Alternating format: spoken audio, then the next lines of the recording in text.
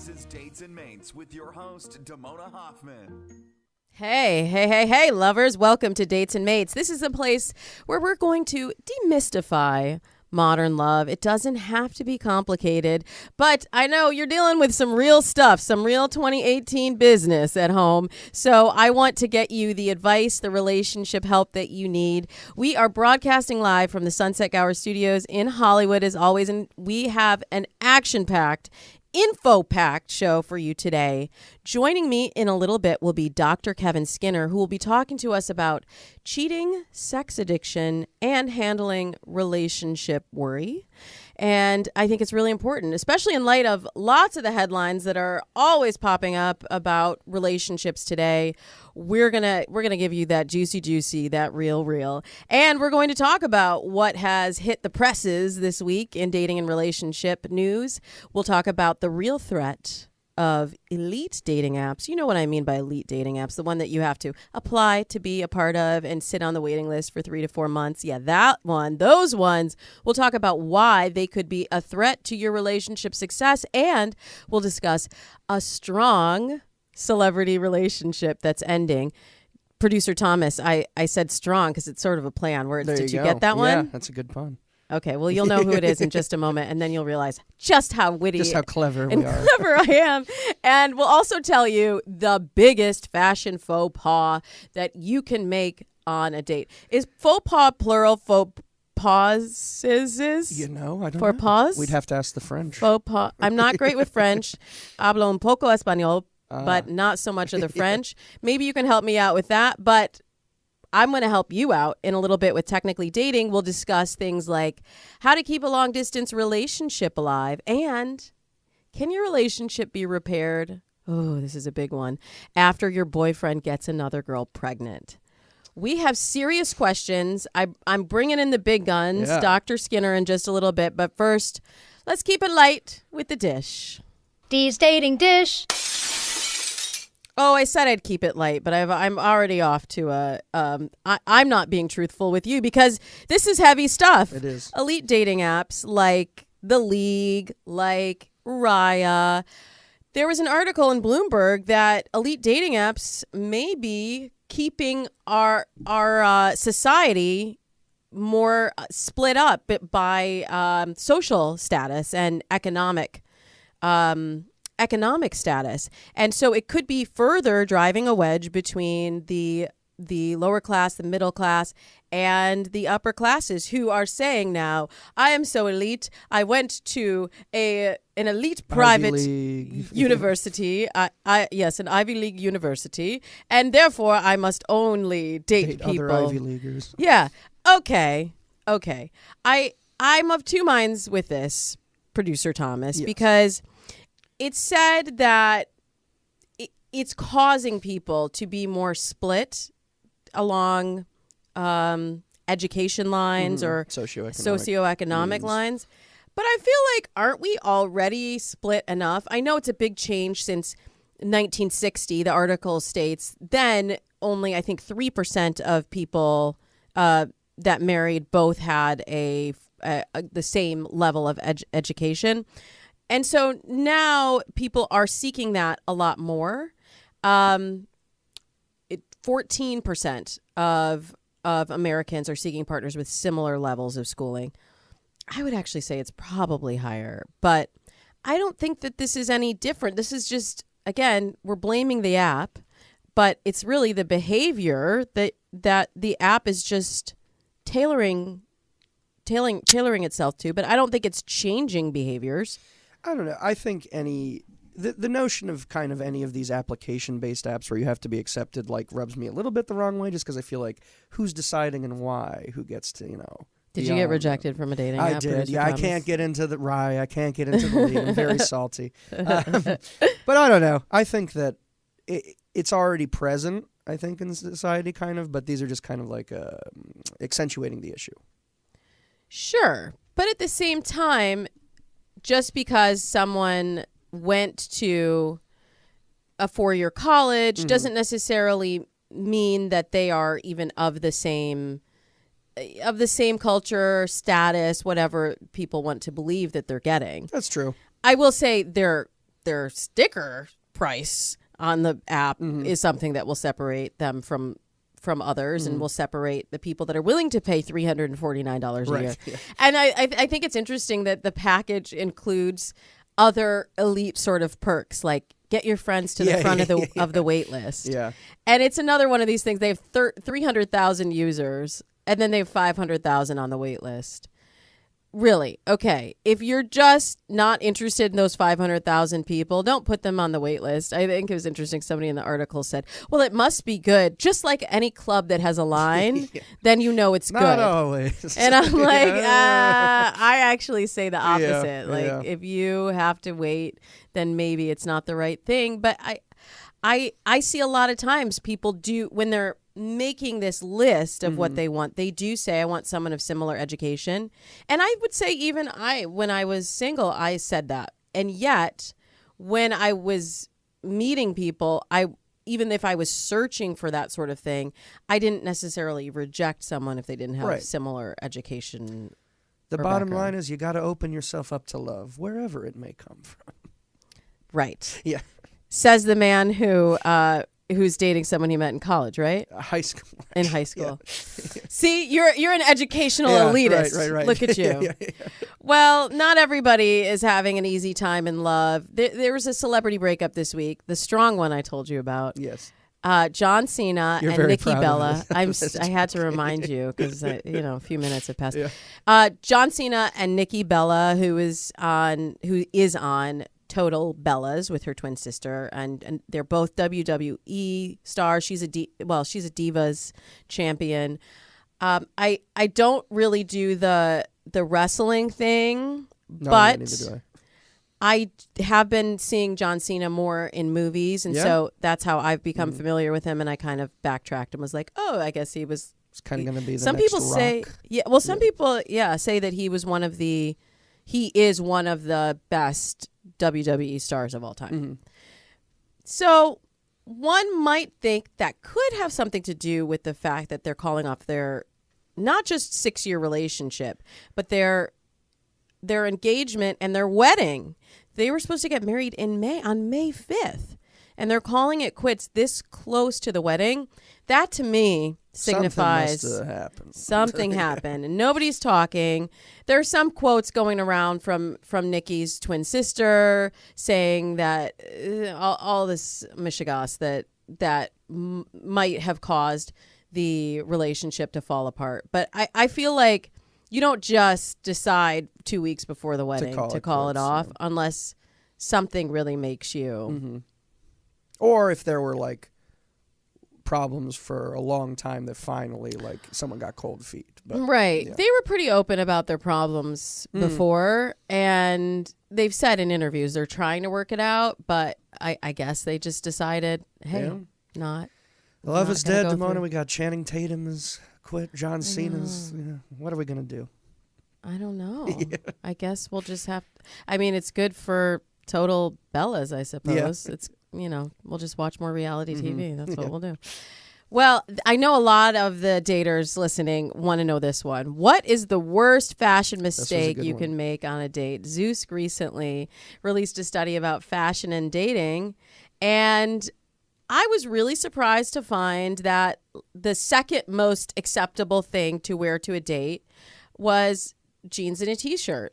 It's classic. What are you going to say? No, it is classic, but why are we still trying to play it so cool? We're playing it so cool that we're not putting our best foot forward on a date. Even in this study, people said that athletic wear would be okay to wear on a date. I think athletic wear is pushing it a little bit. We got that new... It's pushing it a lot. It's pushing it a whole lot. Athleisure, is that what the term is, right? Oh, you're good. Athleisure. No, not people, to a date. Do not wear that to a date unless your date is like at the gym? At the gym or yoga studio or you're going running on the beach or something. Like that is just, I just don't. And women always ask me if it's okay for them to wear jeans and a t-shirt on a date. And women said that they feel sexy and confident in jeans and a t-shirt.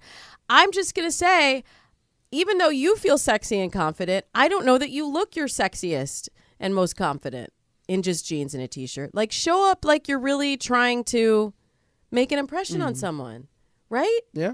You're not going to go to, say, a job interview That in is true. jeans and a t-shirt. Maybe you are. I've never gone to a job interview in jeans and a t-shirt, personally. Yeah. Yeah. I mean, working in entertainment sometimes. Yeah, people do. there's a little bit of a gray area. But You'll get laughed out of the wear a room if you button show up in a down. shirt Yeah. and a suit. I would but say wear a button down to both job interviews and a date, but that's just for men, they said that makes them feel sexy and confident. And then the number of people that said wear all black, and that also made them feel iffy. confident. Don't know about Don't do one. that. You don't need to do that. Color makes people attracted to you. It catches their attention. It's just I don't know where people are getting their ideas from of how they're feeling confident, but it just doesn't line up with attraction and sexuality. So don't listen to the Zoosk study. Listen to me. And women, you could also improve your time in getting ready for a date, because the study said it takes most women an hour to get ready for a date. And I think that's just too much. Your time is really precious. You don't need to spend an hour getting ready for a date. Men, 30 minutes, in and out. Bada bing, bada boom. Yeah. Yeah. Do you take a long time to get ready for a date? Absolutely not. But also, I've been in a relationship for 6 years, so sometimes it's you show up how you're looking.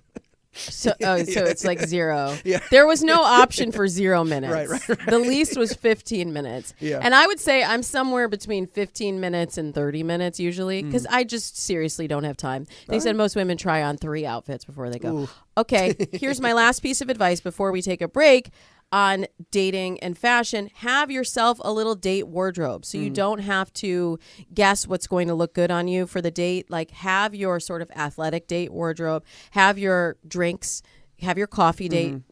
If you must do a dinner date, have your dinner date wardrobe, but have that already decided so that you don't have to be stressed out and wondering what looks good on you. You already know what works on a date. I do know a person who wore the same dress to every date for like 70 dates, because she was like, I want the only variable to change that changes to be the guy. Well, hey, if you Do found that. what works, do that. Yeah. Do that. Just wash it in between the Yeah. dates. Well, hang on one second, Damona. You didn't tell the audience what the biggest mistake we can make is. Oh, what is the biggest mistake? It's a wrinkled shirt. That's right. That was the whole thing. I got all caught up, and I know. and you have the Yeah. picture of the wrinkled Yeah. shirt on the And video then, stream. The next one, never forgot. wear socks and sandals. Socks and This is sandals. upsetting that people would even consider wearing that to a date. Or anywhere. Or anywhere, really. Seriously. Unless you're so famous, it doesn't matter what you look like. Never do socks Or and unless you sandals. own a time machine Or and that- you're yeah, living in right. the mid-90s. Yeah. Okay. All right. Now we set you straight on that. We're going to set you straight on more relationship advice when I have Dr. Skinner joining me right after this break. So stick around. I'm your host, Damona Hoffman, and we'll be back in just one moment. Hey, I have a secret for you. Everyone gets bored in the bedroom from time to time. And whether you're single or in a relationship, there's a way to spice things up at adamandeve.com. They have one of the largest catalogs of adult products around, from lingerie to things that go buzz. Adam and Eve has just what you need to revitalize your love life. And my friends at Adam and Eve have just the thing for you, a secret bonus. I can't tell you what it is, but I can tell you you're going to love it. And your partner will too, if you have one. Best of all, you can order online at adamandeve.com, and they will ship your items to you in discreet packaging, so the neighbors will be none the wiser. And if you use my promo code, shipping will be free. So go to adamandeve.com and enter the promo code GIFT21. You can get something for him, something for her, something for you both. And you will get a total of 10 free gifts if you use my code, plus free shipping. So don't be shy. Live out your fantasy at adamandeve.com using the offer code GIFT21 at checkout.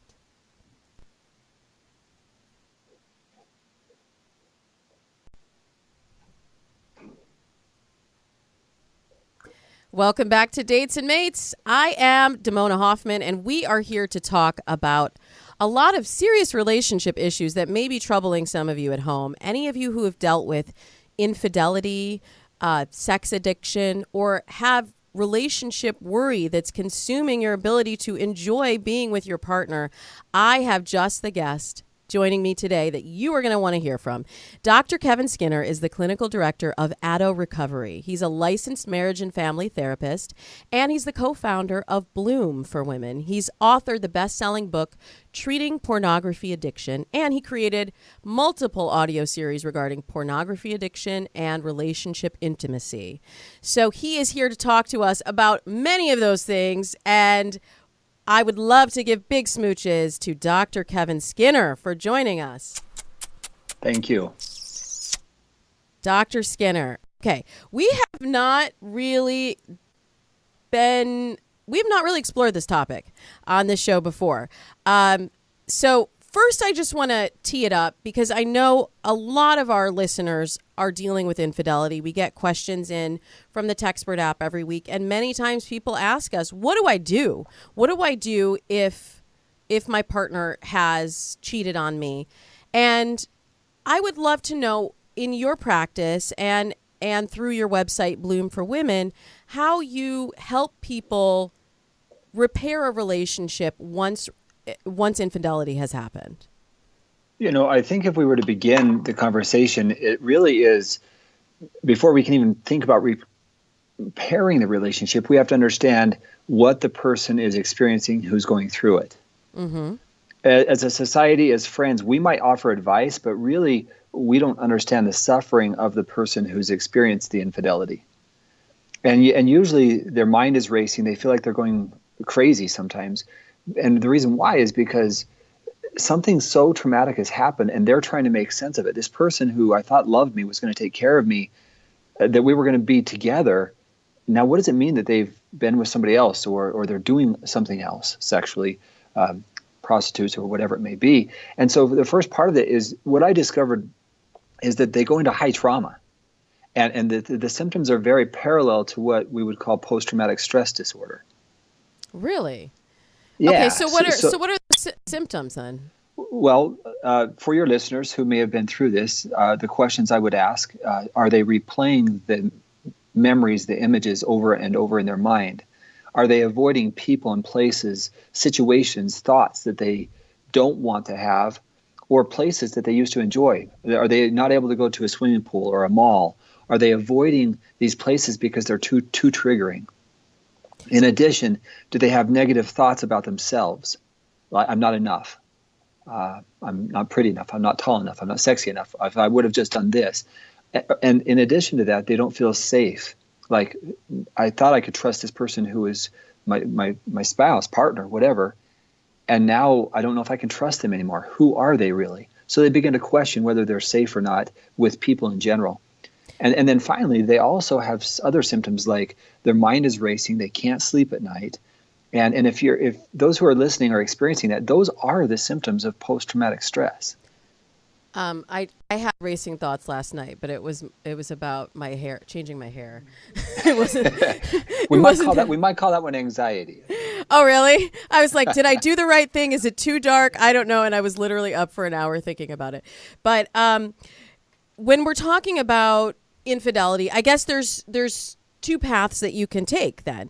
You can either decide to repair the relationship, or once your clients have gone through this process of identifying the trauma and working with you to heal from it, maybe it's about moving on. How do you know whether the relationship is able to be repaired or whether it's things have too much has happened and you have to start over? I think that's a really good question. And I think it really depends on the relationship dynamics. So let's just say, for example, a person has been unfaithful in what we would call infidelity. In contrast, what if they have a deeper seated sexual addiction?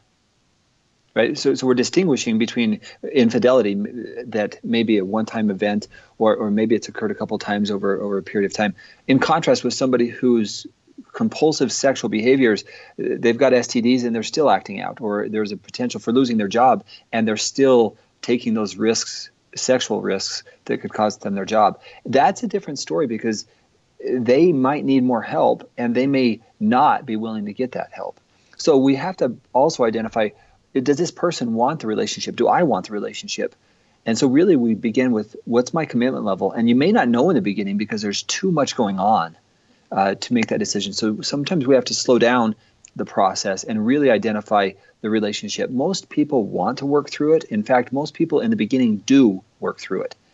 The question is, do the behaviors stop or not? Mm-hmm. We hear a lot of times with celebrities when they get busted from cheating on their partner, or being with a prostitute, as you mentioned earlier. Then it seems like the next step is always like, well, I'm a sex addict, so I'm going to go to recovery.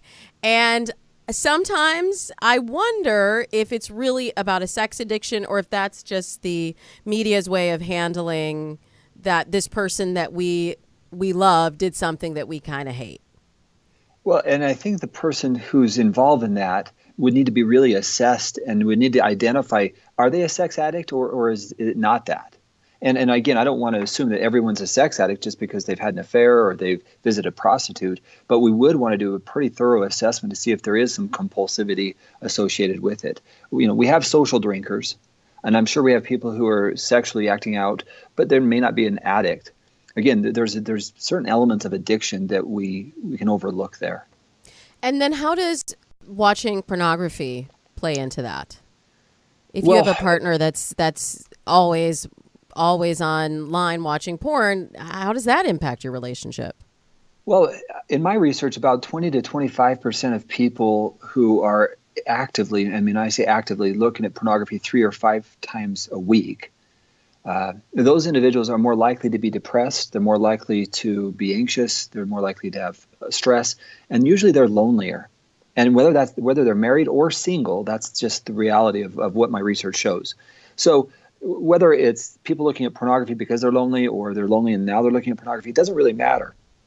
What does matter is how does it influence me in approaching relationships?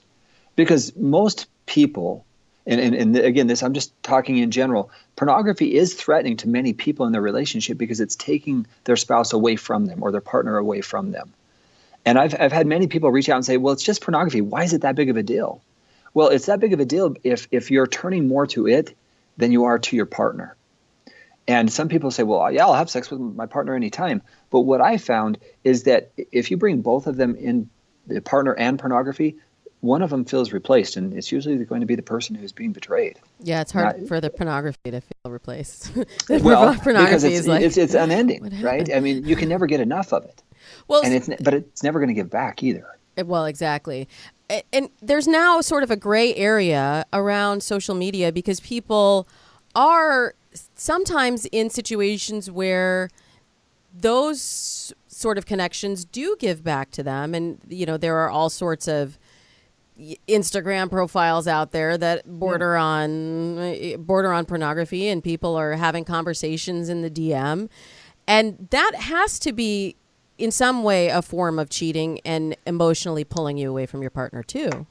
Well, consider that we're designed for human connection. We're designed to nurture one another. That's really what we thrive on in our relationships. If you think about the animal kingdom as a whole, we as human beings have the potential to really nurture one another in really meaningful ways through our words, through thinking through this could impact you. So when we think about it from a compassionate standpoint, pornography or acting out in other sexual ways outside of the relationship is really not nurturing the relationship. It's actually taking my spouse away from me or my partner away from me. So if I think about it, we're designed for human intimacy and connection. That's what we long for as human beings. We want that nurturance. And if we don't want it, it's usually because we've been hurt in a deep and profound way. Oh, yeah. That's deep. And that's something I think people need to hear, because I especially hear from a lot of young women that they're like, well, I don't want a relationship right now, or, well, I can just have sex like a man and with no connection. And it just doesn't ring true to me. It feels that I feel like you said, people are wired for human connection. We are wired, whether we're interested in a monogamous partnership or having multiple partners, most people do need that connection. So if somebody is feeling that way, then there probably is a process that they have to go through to identify where those kind of feelings are coming from, right? Well, and it's usually because there's been hurt, right? If I've been hurt or betrayed a lot in my life, I really don't trust society and I don't trust people. It doesn't mean my sex drive isn't there. So I might go out and have multiple partners, but what I'm still missing is that deeper connection. So I'm often lonely. I mean, I've interviewed and talked with many people dealing with sexual compulsivity, sexual addiction, whatever you want to call it. And what I've discovered is they're some of the loneliest people in the world. Wow. It doesn't take away the fact. I mean, in fact, I found that people who are viewing pornography every day, they are extremely lonely. Right. I mean, it's sort of a one-sided connection, isn't it? And right. And really what most people, I believe, are looking for is that human connection. We are designed for it. And when we don't have it, we turn to other unhealthy things. Right. Right. And when you talk about relationship worry, there may be some people listening who haven't dealt with infidelity, who aren't dealing with pornography addiction, but are feeling insecure in their relationship. What process do you take them through, and what resources do you have at bloomforwomen.com that can help them feel more secure in themselves and therefore in their relationship? You know, I think probably the best thing that we have at Bloom for Women is a way for people who've been disconnected in relationships, who may have had that betrayal in some version. We have an educational classes. We have yoga classes, mindfulness classes, but really we focus on the betrayal piece of it to help these individuals understand that they're not alone, that they're not going crazy, and maybe more important, to have a community of people who understand that they can put their thoughts out there in a forum, in a safe place, and really get some feedback. They can also ask our experts questions. So they might be disconnected, but we're trying to create a connection where they feel supported and like I'm not alone in this. Because really we know that one of the healing things is having a community around us. Oh, yeah, for sure. And I'm just going to address the elephant in the room because we've been talking a lot about women. I know you work with women at bloomforwomen.com. It seems like we hear a lot about men being the cheaters always, but women must be, I mean, we're sexual too. There must be women that are also drawn to cheating. Are you finding that guys are always the first one to stray from the relationship? No, I think we have a growing population of women who are saying, well, screw this. I'm going to go get me some because that's what's happening. Mm-hmm. Sorry for the language, but I do believe that there is a growing population because we're feeling helpless, right? Mm-hmm. I'm going to be proactive here. It doesn't mean that's who they are. It's because I'm looking for something to take care of me, to soothe me. And I'm not talking take care of me financially. I'm talking about I need someone to connect with. And I'm going to go get it. But the problem is we're seeking it in the wrong places with people who are not relationship ready. So you're saying in their primary relationship, they're seeking it from people who are not ready for the relationship? Or are you saying they're seeking it outside of the relationship with the wrong people? Both. Ah. I mean, just because people get married doesn't mean they're ready for a relationship or get into a committed relationship. That doesn't mean they're ready. I mean, that means that I'm saying I'm going to be committed to whatever that means. But people who are relationship ready, they develop relationship skills. They have empathy and compassion. They develop meaningful conversations because they want to take care and nurture a relationship. And some people, they get into a relationship and they're not relationship ready. And so that's very damaging to the relationship because their partner feels empty, alone, isolated. And that's when they're likely to say, well, I'm gonna go find something else or someone else to take care of this need. Let's say you have not gotten relationship ready, but you're already in the relationship. Are there tools, are there exercises that you recommend to help people improve their communication within the relationship that they're in? Yeah, we're talking about how to communicate in meaningful ways, how to learn how to communicate. And my question I often ask my audiences when I talk with them is, how many of you grew up in a home where your mom and dad or your primary caregivers taught you how to have a meaningful relationship, taught you how to communicate, taught you how to nurture one another? And rarely do I get above 50%. In fact, it's normally maybe 2 or 3 out of 10.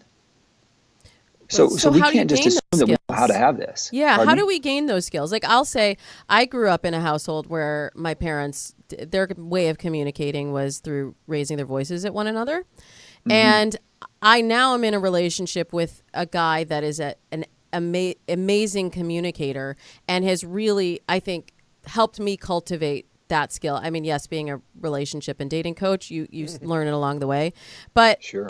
I would love to just, before we move on to our audience questions, I'd love to just give people one or two things that they can do if they came from a home like that where the communication wasn't there, to make the proactive step to be a better communicator in their relationship going forward.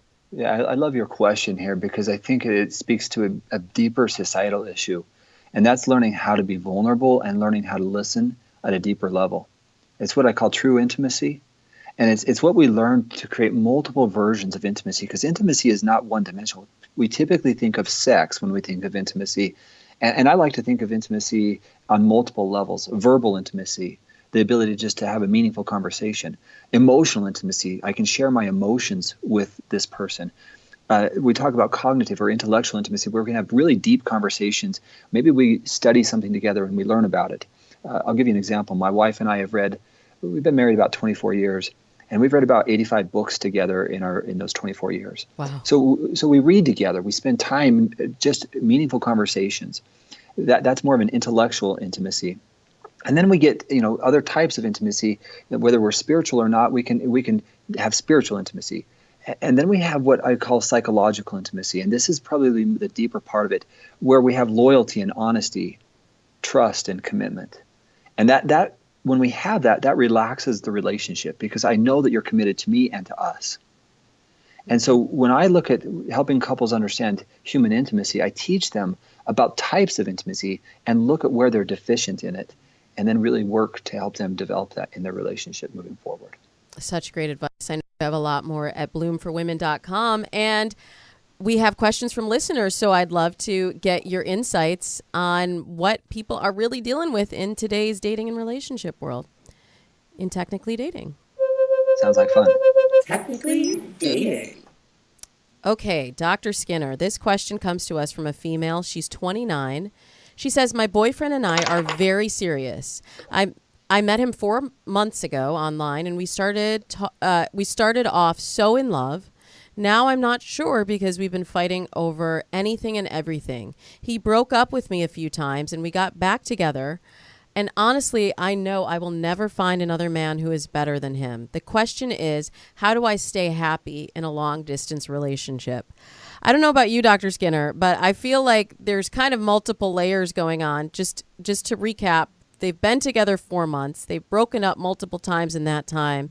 She feels that she'll never meet anybody better, and they're in a long-distance relationship. They're dealing with a lot of pressures. What advice would you give to this female who's 29 about how to feel more comfortable herself and in how to be more have a more positive experience in this relationship? I think the thing that's missing from what she described is what they're fighting about. Mm-hmm. If they've been together and broken up, they might be addicted to the fight cycle. Yeah. Right. And sometimes people are so used to intensity that's what their relationship is built on, is get together, break up, have sex, make up, whatever it may be. And what they're doing is they're going through this cycle. For her, 4 months is not a long time, and they've been together and broken up many times. There's something that's significantly missing in this relationship. I don't know what that is because I don't know enough of the details. But how she came to the conclusion that she's not going to find anybody better is also a very surprising statement. In 4 months, that's a really short time to know that there's not going to be anybody better. And I wonder about their fighting and how they're fighting. It feels like it's a chaotic relationship to me personally. Mm-hmm. And I would slow down the process and look at what are we really fighting about, and is this the type of a relationship that I would like moving forward? Yeah, it feels very fast to me. And like you said, 4 months, like you don't know somebody in 4 months. And also, if they're long distance, I don't know how much time they're physically spending together in that Right. 4 months. So that could be a factor. If I was a betting person, it's something to do with trust in the relationship and spending enough time together and not spending enough time or sacrificing for each other. And really, they're wanting to be a priority, but long distance really makes that a hard thing to be a priority. Do you believe that long distance relationships can work? Sure, they can work, but at some point, somebody's got to make a sacrifice, one or both of them, to find out a solution so they can be together more. We don't do well when we're consistently away from each other. It's hard to nurture a relationship. Yeah, I agree with that. And that's what I always say to my clients. If they're starting a long distance relationship, I say play it forward a year or two. And how do you see yourselves being together? Like, is this person open to moving across the country to be with you? Or are you open to going there and leaving your family potentially? Because if you can't see that happening in some respect, you may be investing in something that has no logical endpoint. And you can't sustain a relationship in two different places. It's a very hard thing to do over the long term. In the short term, developing the relationship, but at some point, something has to change, and there needs to be a deeper level of commitment. Completely. Okay, as we're talking about commitment, this one is a doozy, Dr. Skinner. This one comes to us from a young woman. She says, my boyfriend just got someone pregnant. He claims that he still loves me, but I walked out on him because I'm so hurt. Should I be there for him or just move on? I know I'm sure you'd love to ask a lot of follow-up questions, but you're absolutely right. But just off the cuff, she still loves him, right? She wants to be there for him, but if she chooses to stay, she's taking a tremendous amount of responsibility with a guy what happened in the relationship. If he just got someone else pregnant, he's not relationship ready. Yeah. Right? I mean, just using that concept, relationship ready or not, he's now got someone else pregnant, which means he's going to be paying child support, most likely, or there's going to be an abortion. Mm-hmm. But there's something else going on deeper here. While they're together, he's been cheating. And she does want to be there for him. She might choose to be there for him, but I wonder why. Yeah, and it seems like this is a challenging situation for her to really succeed in. And, it sounds like she says, should I be there for him? So it sounds like he's kind of asking her for support during this challenging time for him, and yet he hasn't really supported her through right, and that's exactly it. What is she going through, right? Because it really would look at this the other way. But see, in some ways, he's becoming the victim here. Right. At least that's what it sounds like. Yeah. In contrast, what is it like being her? Like, she's been cheated on. So how is she emotionally dealing with his betrayal? And it seems like he's asking for her to help him rather than, how can I help you through my actions that have been hurtful to you? Exactly. She's got to flip the script on this one. That's He's trying to rewrite it. Good way to say it. Yeah. Okay. This one comes to us from a female. She's 32. She says, I got proposed to. Yay. Great. His grandmother's ring. Classic. Beautiful. Here's the problem, though, Dr. Skinner. She says, I found out tonight, though, that this is the same ring that he proposed to a woman with 4 years ago. He just had it shined and brightened and blah, blah, blah with me. I took it off. He left. Now I don't know what to do. My initial instinct is what is it in this relationship? What does it mean that to her, that it's the same ring? I would ask her, is the relationship solid? Did you guys enjoy each other? Have you been spending meaningful time together? Have you been connecting? Does he treat you well? A ring, it could be a paper ring for all I care. As long as I treat you well and you matter to me and I'm treating you with dignity and respect. I will say that was my initial reaction when I read it. But then I thought about it a little bit more and I was like, would I wear a ring that had been on another woman's finger that he used to want to marry? And I could see being a little bit uncomfortable with that. But I think it's a conversation, right? It is a conversation. But I would harken back to how has this relationship been developing? How have they been treating each other? How have they been getting along? Because even then she may be able to say, I really love you. I'm not really comfortable with this ring. And let me explain why. Right. You're so logical and calm when you say that. I think sometimes we get caught into the emotion. And it's hard to have those conversations where you said a moment ago, you have to be vulnerable, right? And you have to say what you're really feeling. Because that's more mature. Oh, but that's so hard. If I act in my emotional brain all the time, I'm going to suck at relationships. Because my emotional brain, I mean, think about it. We are different than every other species because we have a prefrontal cortex that allows us to think through things And if we can get to that point, we're going to be more mature, and we're going to be able to think through, wait a second, I don't want to be with this person, or I do want to be with this person, and this is why.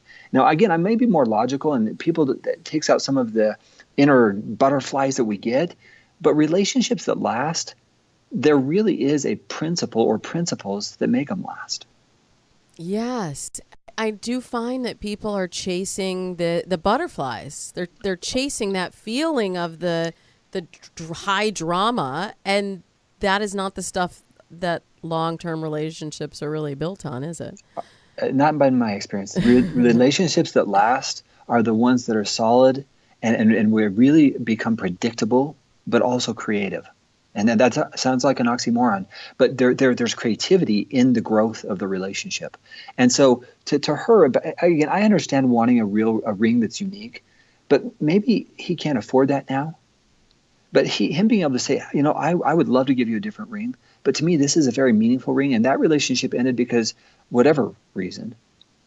Mm-hmm. And now I'm thinking, this does matter to me, and you matter to me. If he's validating her, that ring is not the issue. It's how they're connecting about the topic. Right, exactly. All right, let me give you one more question before it's time to go. I got a question from a female. She's 34 from Illinois. She says, this guy I've been seeing told me 3 months ago that he wants me to call and text him anytime. He won't mind if I call him 11 times a day. Of course, I don't do that, and even told him once, I don't think we are there yet for me to be calling whenever, but I will when I'm ready. Sometimes I just want to call him, but I'm scared of rejection. Do you think I should just call him because he said it was fine, or wait until he and I are more exclusive? It's been 3 months, Dr. Skinner. He's asking her to call more. Sounds like I feel like I'm hearing some history of other relationships, because she said she's scared of rejection, even though this is what he's asking for. I think you hit the nail on the head, and I wonder what she's afraid of. Why rejection? He opened up the door and said, I'd love to talk more. He's really is what John Gottman would call a bid attempt. It's his way of saying, I'm here, I want to support, I want to care, I want to show you that I'm interested, and text me anytime. I hope he's also being proactive there, though, right? Because that's not fair to him, for him just to say, hey, you call me anytime, when in reality, he needs to be reaching out as well, what John Gottman calls a bid attempt. Mm-hmm. But I think she has a little bit deeper issue there, that the fear of rejection. There's a story there that I would invite her to explore. Oh, yeah, for sure. And like, how many women would love to have a guy that's like, oh, call anytime? I feel like so many men are like, honey, it's too much, but they're afraid to say that. Yeah, well, and I wonder what he really meant by that. Call or text anytime. Really, he's saying, I'm really enjoying you, and I'd like to talk more. And I'm available to you. There's this weird thing, though, with technology and communication that's happening, where like now people, if you just call out of the blue, they see it as an imposition. It's like you can't just pick up the phone and call someone. So I feel like she thinks that there's this threshold they have to cross between the preparing to call and having advance notice that one will be calling, and then just having free-flowing communication. One of the things I hear in all of this is we're playing games. Mm-hmm. Right? It's like, is it too much? Can I text? Can I do this? When we stop playing games and we say, well, does she like the guy? Right. Or at least can you give the relationship a chance to unfold and determine whether or not you like him? That's exactly right. So let's slow that process down and say, look, if I like the guy, I'm going to reach out because, and then I'm going to play it what we call one hand at a time. I reach out, he doesn't respond. Wait a second, that's not congruent with what he said. Or now he's reaching out. Now we're developing more intimacy because he's now saying, oh, wait, you're reaching out? I'm going to come towards you. One hand at a time is a wise way to play relationships, but not games. That is going to be the headline of this episode. Let's stop playing games and really start connecting with each other. Thank you so much for sharing all your insights with us, Dr. Skinner. And our listeners, I know they can go to bloom4women.com, BLOOM for women.com, and enjoy more of your great resources there. Thank you so much for joining us. And thank you. And folks at home, the show is not over. We have one last segment for you. I wanted to go back in the time machine and explore one of the ancient traditions in dating, relationships, and marriage. So let's hop in the time machine.